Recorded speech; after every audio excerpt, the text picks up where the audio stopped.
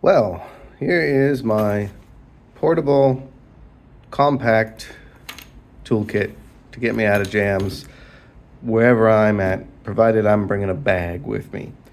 So it took me a while to come around to pouches. There's a lot of pouch videos out there, and I find them interesting, and I hope you're going to find this one interesting as well. My philosophy was not to worry so much about weight, but really to get it down to something that I feel like has got utility, but also is compact and highly portable. So I started with the pouch, and this is a Viperade VE10. It's a very small pouch. Dimensions are about 15 centimeters by, I think it's somewhere around 10 centimeters or maybe a little less. And then fully loaded out, it comes in at about 5 centimeters wide. And that is a pretty good size because, you know, it's palmable and it's easy to sort of pick up and put from bag to bag, whether I've got my sort of workday bag or my weekend bag or my travel bag. This is going to be able to go from bag to bag. And when I show you what's inside, I'll go through my thinking in terms of why I've chosen the tools that are inside. I'll come back to the outside, but basically there's 2 pockets on the outside, some Velcro. I'm not a patch kind of a guy, so basically I just keep the serrated Spyderco, and for now I've got one of these microfiber cloths in there. I might put some other stuff in there at some point.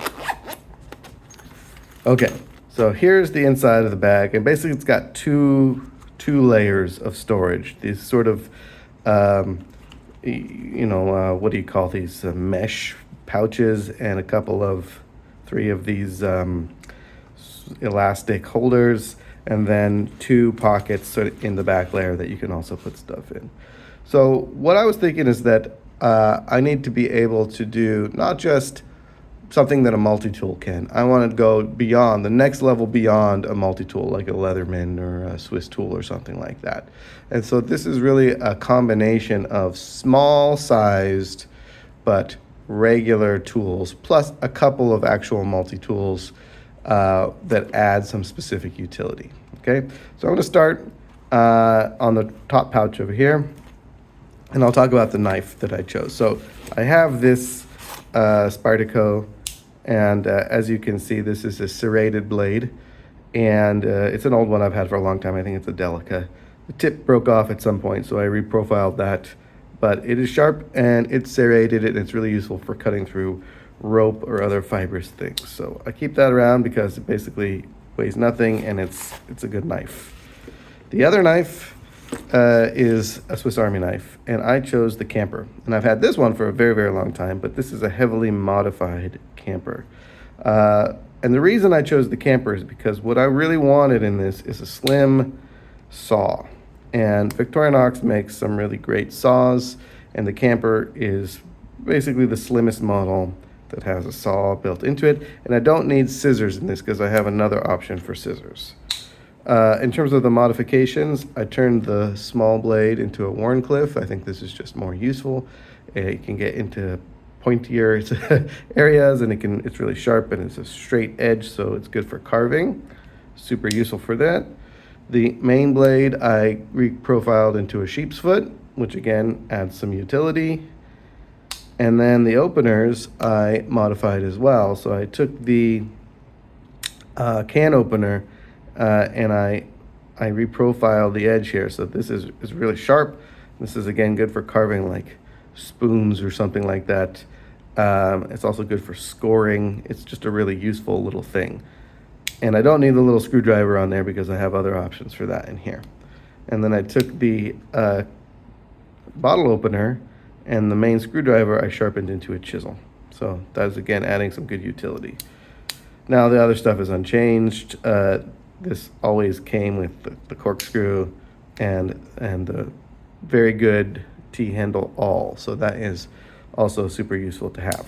So Swiss Army knife takes care of a lot of tasks. The sort of mate to that is the Roxon little tiny multi-scissors. I think it's the M3. Their naming is a little bit strange, but this is why I didn't need the scissors in the Swiss Army knife, because these are really, really fantastic scissors. Spring-loaded, large, they open well, they cut well.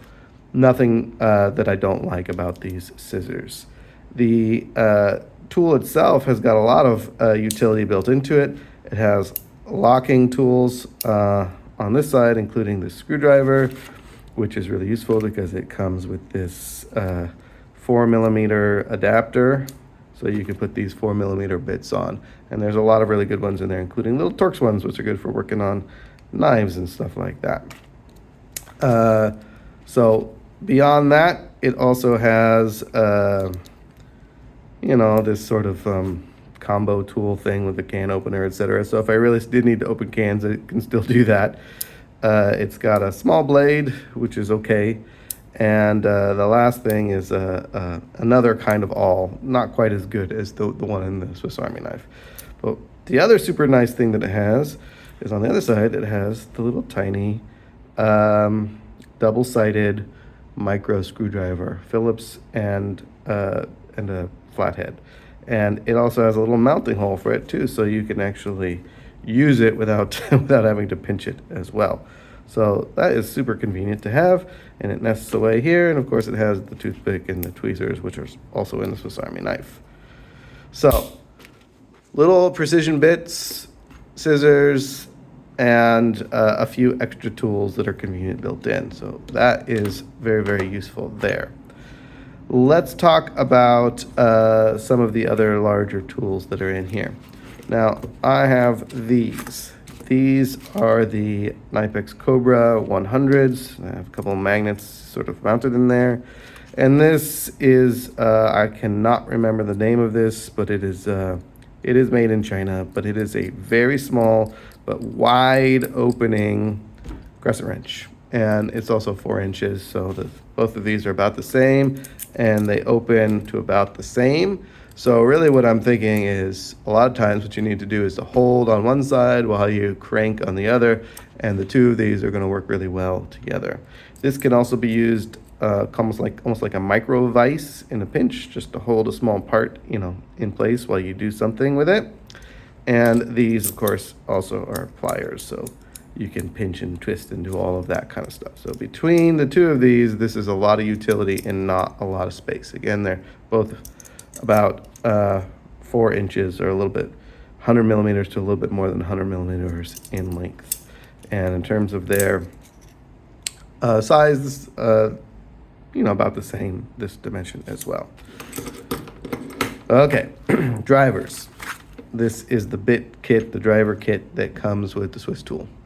And I have filled it out with a selection of other bits other than the ones that came with it, including this adapter for those 4mm bits. And that just gives me a little bit more utility in terms of how I choose to use these bits. Right? So I can use them on the Roxon, and one of the reasons why I might want to use them not on the Roxon is that, unfortunately, although this is convenient, it fits a little loosely. There's a lot of like wiggle in that. So when you get a bit in here and it's extended, there's just some play. And, you know, I don't really love that. But this kit over here, if I take it off and I load up the adapter, you'll see much less play. And so that is a super convenient thing to be able to do.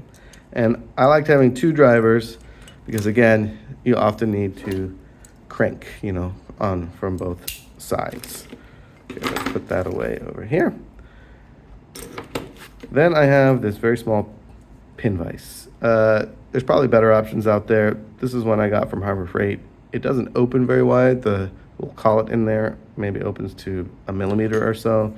But I have a selection of just small drill bits and an actual pin, a needle, and it's just useful for starting little pilot holes, for probing little things, for holding anything that's small. You know, you can crank it down, it holds it in place, and again, you can use this like a little micro vise and you can drill into stuff. So that together is also very useful. Finally, I have a little O-lite. This is the i3E EOS AAA light, you know, just one mode on or off, but useful to have. little mini bic, and behind here, a roll of duct tape, or a little flat roll of duct tape that I made.